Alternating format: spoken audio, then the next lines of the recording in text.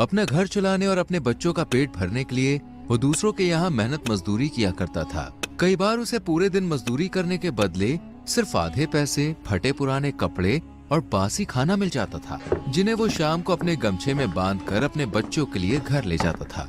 घर में घुसते ही उसकी पत्नी कावेरी बोली, अगर पैसे मिले हो तो दे देना, लड़कियों के लिए गर्म कपड़े लाने हैं।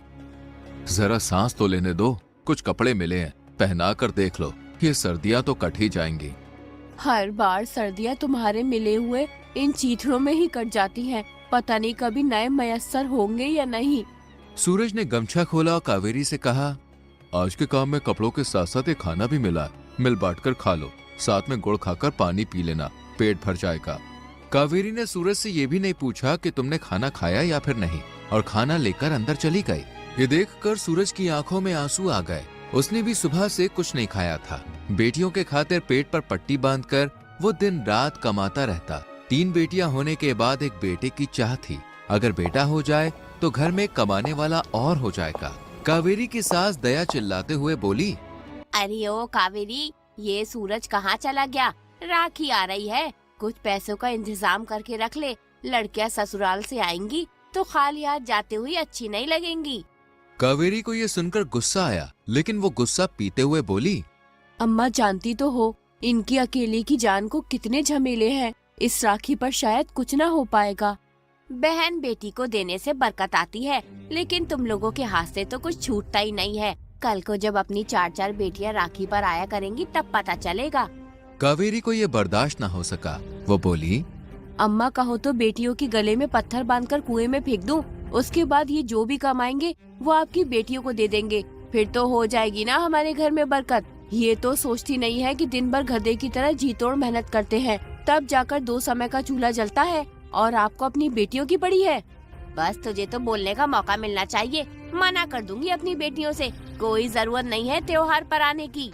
तभी कावेरी की बड़ी बेटी लता स्कूल से रोती हुई आई और बोली, माँ मुझे स्कूल नहीं जाना, मास्टर जी ने मुझे मारा। मास्टर जी ने मारा, लेकिन क्यों? तूने स्कूल का काम पूरा नहीं किया होगा, पूरा दिन खेल में जो ध्यान रहता है। नहीं माँ, काम तो पूरा था, लेकिन मास्टर जी कह रहे थे कि मेरी 2 महीने की फीस जमा नहीं हुई है।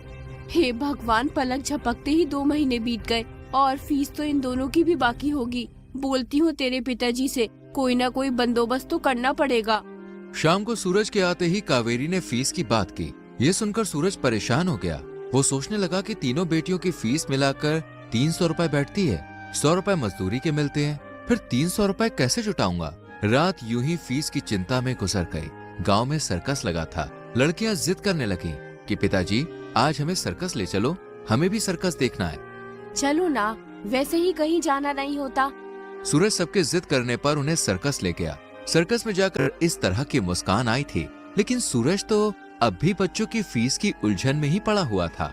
सर्कस में घूमते घूमते देखा कि एक जगह एक लड़ाकू सांड अच्छे अच्छे सूरमाओं को पटकी दे रहा था। उसे काबू करने वाले को 5000 रुपए का इनाम था। सूरज कावेरी से बोला, सुनो, मैं कोशिश करके देखूं? रहने दो, एक पटकी दे दी तो महीने भर भी सीधे नहीं हो पाओगे। अरे एक बार कोशिश करने में क्या हर्ज है? अगर जीत गया तो बच्चों की फीस चली जाएगी, राखी का त्योहार भी हो जाएगा और तुम्हें भी एक अच्छी सी साड़ी दिलवा दूंगा। कावेरी इतनी सारी कमी पूरी होते देख भला सूरज को कैसे रोकती। सूरज सांड से लड़ने चला गया। अगर आपको हमारी वीडियो पसंद आई तो लाइक सब्सक्राइब जरूर करें।